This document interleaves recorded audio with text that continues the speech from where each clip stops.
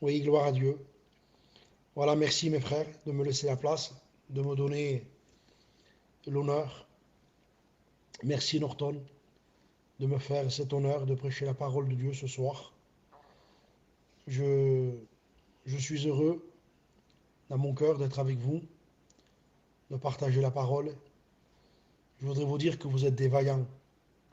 J'arrive plus à vous suivre. Je ne sais pas si c'est le... Vous savez que j'ai pris le Covid il y a maintenant une quinzaine de jours. Maintenant je vais mieux. Mais j'ai été beaucoup fatigué pendant 15 jours. Et là, j'essaye d'être avec vous des fois le soir, j'arrive pas. Hier, à 9h30, je dormais. Je vous dis franchement, vous êtes vaillants. Je disais à ma compagne tout à l'heure, pendant que les chants étaient chantés, je disais que mes frères aiment le Seigneur. Vous me bénissez, mes frères, par votre fidélité.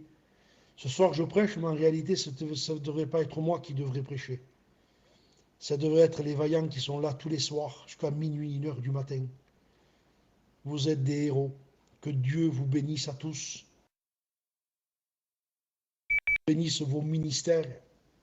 Dieu vous bénisse vos foyers, vos compagnes. Vous êtes un modèle pour moi, un exemple de persévérance. Je bénis Dieu. Vous savez, il y a des frères qui vous apportent des choses formidables. Parfois, il y en a qui peuvent vous apporter un petit peu de misère. On ne va pas parler d'eux ce soir. Mais il y a des frères qui vous apportent réellement des fois de l'encouragement, qui vous bénissent, qui vous poussent à aller en avant. Et je bénis Dieu parce que vous êtes des frères qui me poussent à aller en avant. Vous me poussez à continuer, à persévérer. Et je me réjouis ce soir d'être en communion avec vous. Qu'est-ce que je pourrais vous dire? De quoi je pourrais vous parler? Mais tout simplement de Jésus. De qui vous voulez qu'on parle? Si je parle de moi, si on parle de nous, on va parler un petit peu de misère et de défaite. Mais quand on parle de lui, on parle de vie, on parle de victoire. Quand on parle de, En marche la réunion. quand on parle de Jésus, on est béni. Quand on parle de Jésus, on se réjouit. Quand on pense rien qu'à Jésus, des fois ça m'arrive, vous savez, de penser qu'à lui, sans prier. Mais quand je pense rien qu'à lui, et je sais que ça vous le fait à vous aussi, on est béni. Je bénis Dieu. Je rends grâce à Dieu de participer à la grâce de Dieu. Cet après-midi, je pensais, avec le respect que je vous dois, j'étais là et j'étais en train de me raser ce matin et je pensais à la grâce de Dieu. Je disais, Seigneur, qu'est-ce que tu as fait de moi? J'étais un malheureux. Personne ne me regardait. J'étais dans le péché. J'étais perdu. J'avais, je ne sais pas, une vie de misère. Et il y a maintenant de cela plus de 23 ans, tu as sauvé, tu m'as sauvé, Seigneur. Tu m'as sauvé, tu m'as purifié, tu m'as donné une belle vie. Et en plus, le Seigneur m'a donné un ministère. Il m'a, il m'a, il m'a tout donné.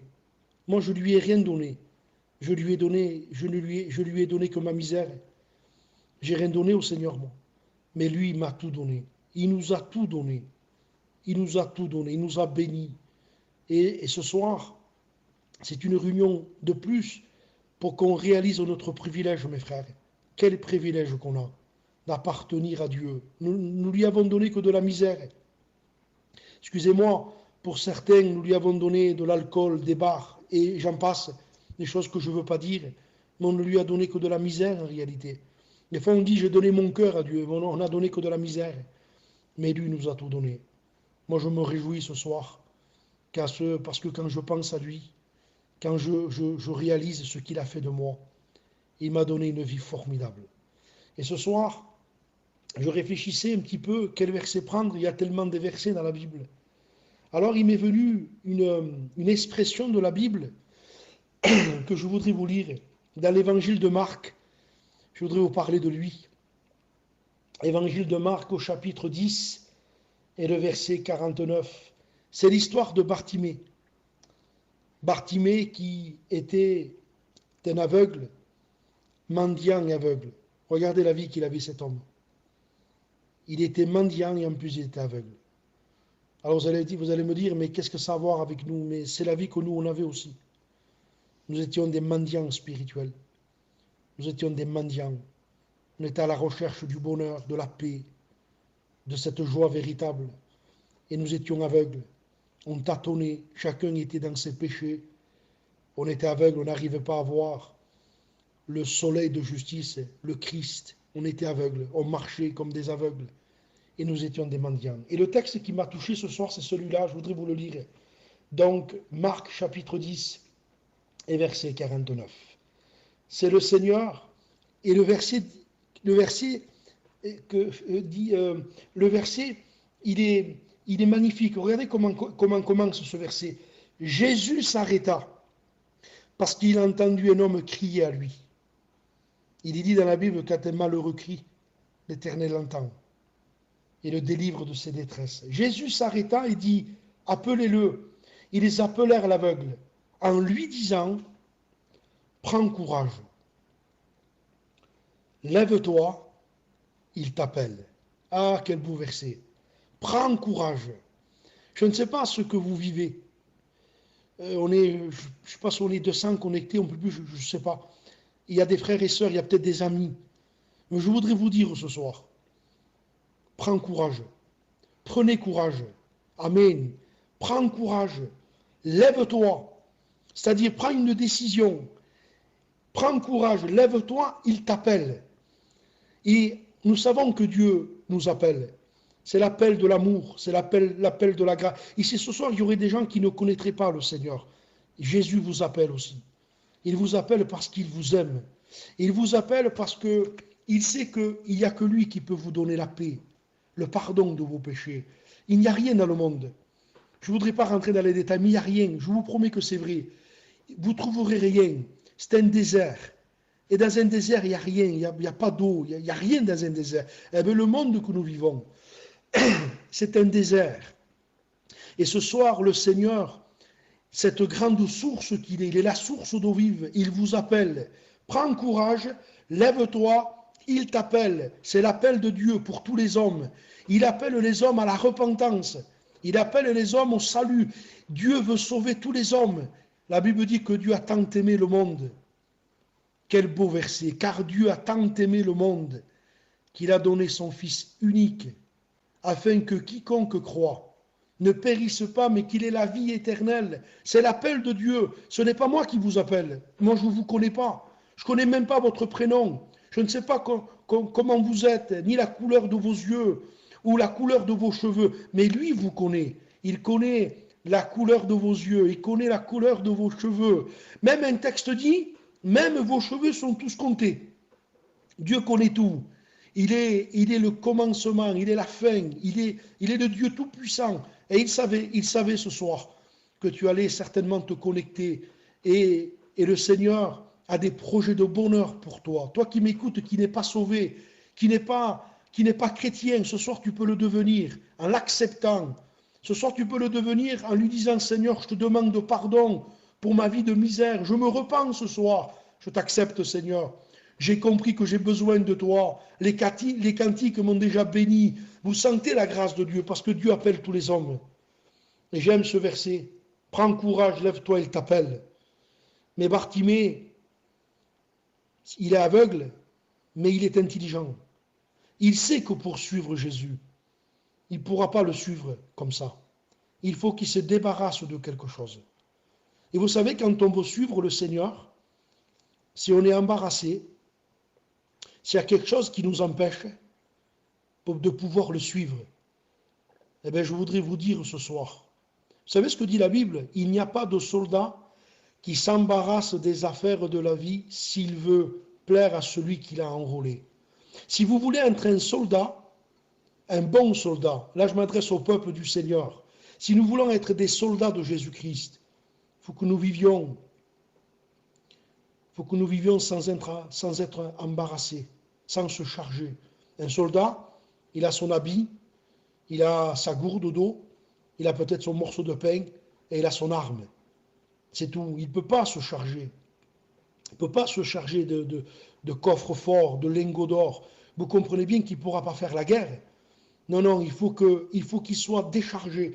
Et là, il est dit dans le verset 50 que quand Bartimée a entendu l'appel, voilà ce qui est écrit. L'aveugle jeta son manteau et il se leva d'un bond. Et il sait que pour pouvoir se lever d'un bond, pour pouvoir suivre Jésus, il sait qu'il faut qu'il se débarrasse de ce manteau. Alors moi, je ne sais pas, je ne voudrais pas rentrer dans des détails, mais chacun sait peut-être le manteau qui pourrait le bloquer, l'empêcher de se lever d'un bond. Vous savez, ce manteau qui est lourd, ce manteau qui est là pour nous empêcher d'avancer, de continuer. Des fois, il y a des choses qui nous embarrassent, c'est un manteau lourd. Vous savez, la chair, c'est un manteau lourd. Tout ce qu'il y a dans le monde, c'est lourd. Et Dieu nous appelle à être libres. Il n'y a pas plus beau que d'être libre et de suivre Jésus, de s'embarrasser de rien, d'être libre pour l'aimer. Et là, Bartimée veut suivre Jésus. Il a entendu l'appel. Prends courage, lève-toi, il t'appelle. Oui, mais je veux me lever, je veux aller vers Jésus, mais j'ai ce gros manteau. Il me gêne, il est lourd. Alors il faut que je m'en débarrasse. Et j'aime ce texte. L'aveugle jeta son manteau, se leva d'un bond et vint vers Jésus. Et je bénis Dieu. Je voudrais vous lire un texte avant de finir. Dans la deuxième épître de Timothée, au chapitre 4, et verset 13, c'est l'apôtre Paul. Alors lui, c'est un exemple. Lui, je vous promets qu'il n'a pas un manteau qui le bloque. Il n'y a rien qui l'empêche, lui, de suivre Jésus. Il s'est débarrassé de tout. Tout ce qui est là pour le bloquer, pour le gêner, tout ce qui est là pour l'empêcher de suivre son maître, il s'en débarrasse, lui. Lui, son objectif, c'est Jésus.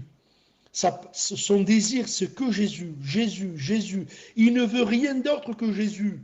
Il ne veut pas gagner sa vie. Il veut rien, il veut que Jésus. Il disait, mon but à moi, c'est de prêcher l'évangile, il disait. Mon but à moi, c'est de l'aimer. Cet homme avait donné toute sa vie. Et regardez comment ce petit verset est beau. 2 Timothée, chapitre 4, verset 13.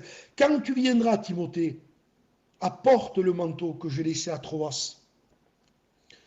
Timothée, l'apôtre Paul, je ne sais pas comment ça s'est passé, mais peut-être un oubli. Il était tellement pris par Jésus. C'était que Jésus qui comptait, lui. Qu'il en avait oublié son manteau. Et vous savez, le manteau, dans ce verset, c'est des choses légitimes. Un manteau, on en a besoin quand il fait froid. Et l'apôtre Paul dit à Timothée, écoute, quand tu viendras, tu m'apporteras mon manteau, parce que j'en ai besoin. Et le Seigneur sait qu'on a des fois des besoins légitimes. On en a besoin de travailler, on a besoin de gagner notre vie, on a besoin d'une voiture. Ce sont des choses qui sont légitimes. Et l'apôtre Paul dit, tu m'apporteras mon manteau, Timothée, que j'ai laissé à Troas, chez Carpus. Mais il y a un petit mot qui est beau, c'est après. Mais il dit, mais surtout, tu m'apporteras les parchemins. Ça veut dire, prends-moi le manteau, Timothée. Mais si tu devrais choisir entre le manteau et les parchemins, prends les parchemins. Surtout, n'oublie pas les parchemins. Et vous savez, les parchemins, c'était les Écritures saintes. Ça veut dire que cet homme, c'est comme si aujourd'hui il dirait, apporte-moi le manteau, mais si tu ne me l'amènes pas, surtout, je veux garder Jésus. Et je voudrais vous dire en finissant, que rien, que ni les choses présentes, ni les choses à venir, que rien, absolument rien, tout ce qui est autour de nous, tout ce qui est autour de nous, et même qui est peut-être dans notre maison, que rien ne nous prenne la place de Jésus. Le manteau est légitime, mais vous le voyez dans l'histoire de Bartimée, il veut suivre Jésus, il veut se lever d'un bond, mais il sait qu'avec ce manteau, il ne peut pas, il est bloqué. Alors il dit, je m'en débarrasse pour suivre Jésus. Et l'apôtre Paul vivait pareil. L'apôtre Paul se débarrassait de tout ce qui était là pour l'embarrasser, parce qu'il n'avait qu'un but, c'était Jésus. N'ayons qu'un but, Jésus, Jésus, Jésus. Ne vous chargez pas. Vous savez ce que dit la Bible ? Même malheur à celui qui augmente le fardeau de ses dettes. Contentez-vous de ce que vous avez. Ne convoitez pas. Ne cherchez pas à avoir. Ne cherchez pas à posséder. Vivez libre. Soyez libre pour aimer Jésus, pour vous attacher à lui. Je bénis Dieu pour cet homme Bartimée. Et il s'est levé d'un bond. Il a jeté son manteau. Il a été vers Jésus. Jésus le regarde et lui dit, que veux-tu que je te fasse? Que veux-tu que je te fasse, Bartimée? Et j'aime cette expression. Bartimée répond, Rabboni, c'est beau, Seigneur. Vous savez, tout le monde appelait en Israël Jésus Rabbi. Tout le monde l'appelait Rabbi, maître, maître. Mais là, il s'est passé quelque chose dans le cœur de Bartimée. Il n'est pas encore guéri, hein? Il n'a pas encore reçu la guérison. Mais dans son cœur, il a reçu Jésus comme son maître. Et Rabboni veut dire mon maître. Et Jésus lui dit, que veux-tu que je te fasse? Et lui, il répond, Rabboni, tu es mon maître. Ça veut dire, si tu me guéris, c'est formidable. Si tu m'accordes la vue, c'est formidable. Mais sache, Seigneur, que même si tu ne me donnes pas la vue, tu es devenu mon maître. Tu es devenu mon roi. Maintenant, je veux te suivre. Je veux te tenir la main. Rabboni, que je recouvre la vue. Jésus lui dit, va, ta foi t'a sauvé. C'est beau. Va, ta foi t'a sauvé. Et quoi de plus beau, mes frères? Je finis. Donnez-moi 2 minutes. Quoi de plus beau que d'être sauvé? La chose la plus importante sur la terre, c'est d'être sauvé. La chose la plus importante n'est pas le ministère, quoique c'est important. Et je veux prendre soin de mon ministère. Et si vous avez un ministère, mes frères, vous les pasteurs qui m'écoutez, prenez-en soin. Mais ce n'est pas ça le plus important. Dans le ciel, il n'y aura plus de ministère. Ce n'est pas les dons non plus. La chose la plus importante de ma vie, c'est le salut de mon âme. C'est le plus grand trésor que j'ai. C'est d'être sauvé. Être sauvé. Mais vous imaginez être sauvé. Ce soir, je m'endors. Mes yeux se ferment. Demain, je ne me réveille pas. Le Seigneur, vous imaginez, je suis sauvé. J'ai reçu le Christ, le Sauveur. Mes péchés ont été pardonnés. C'est la chose la plus importante. C'est d'être sauvé. Amen. Aussitôt, il recouvra la vue. Et le plus beau, c'est ça. C'est la conclusion. Et il suivit Jésus dans le chemin. Vous voyez qu'il a bien fait de se débarrasser de ce gros manteau-là. Ce gros manteau lourd, qui était peut-être poussiéreux. Alors il s'est débarrassé de ce manteau. Et maintenant, il peut suivre Jésus dans le chemin. Il est heureux. Et pour le suivre, il faut se débarrasser de tout ce qui nous embarrasse. Pour garder Jésus jusqu'à la fin. Que Dieu vous bénisse, mes frères. Que Dieu vous accorde grâce. Je voudrais prier. Seigneur, je te remercie. Ces quelques paroles que j'ai données à mes frères, à mes sœurs, à mes amis. Seigneur, je ne veux pas qu'aucun manteau m'alourdisse. Je ne veux pas, Seigneur. Je veux veiller à être libre, à te suivre. Je veux me débarrasser de ce manteau, Seigneur, pour me lever d'un bond, pour te suivre, pour que mes yeux soient sur toi. Seigneur, je ne veux pas m'embarrasser, je suis un soldat. Seigneur, un soldat qui doit être libre pour faire cette guerre. Je suis en guerre, Seigneur. En guerre contre ma chair, en guerre contre le péché, en guerre contre le diable. Et je veux, Seigneur, me contenter de ce que j'ai. Je veux t'aimer de tout mon cœur. Bénis mes frères, bénis mes sœurs. Seigneur, donne-nous, Seigneur, à vivre libre, à ne pas nous alourdir, à ne pas nous charger jusqu'à ton retour, Seigneur. Parce que je sais que tu viens bientôt. Je te rends grâce pour mon foyer, pour ma maison, pour mes frères, pour ton peuple. Et à toi revient la gloire. Au nom de Jésus. Amen. Dieu vous bénisse, mes frères.